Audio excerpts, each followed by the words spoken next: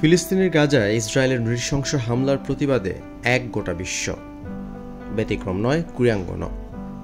ফিলিস্তিনিদের প্রতি সংহতি জানিয়ে তাদের পাশে দাঁড়ানোর ঘোষণা দিয়েছেন বাংলাদেশের তারকা ক্রিকেটাররা। সামাজিক যোগাযোগ মাধ্যমে মুশফিকুর রহিম, তাসকিন আহমেদ, মাহমুদুল্লাহ রিয়াদরা নিপীড়িত মানুষের পাশে থাকার কথা জানিয়েছেন।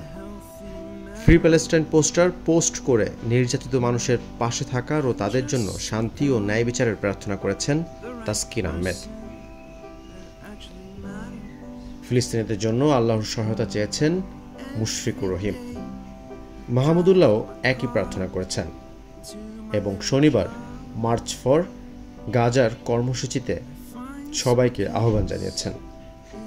এছাড়াও নুরুল হাসান সোহান, নাহিদ রানা, তানজিম হাসান সাকিবরা মুসলিম বিশ্বকে এক হবার আহ্বান জানিয়েছেন। এর আগে Hamza Choudhury, Riyad Mahrez, Paul Pogba, Hakim Ziyech, Mohamed Salah, Karim Benzema, Mesut ওজিলদের মতো বিশ্ব ফুটবল তারকারাও গাজাবাসীর পাশে দাঁড়িয়েছেন।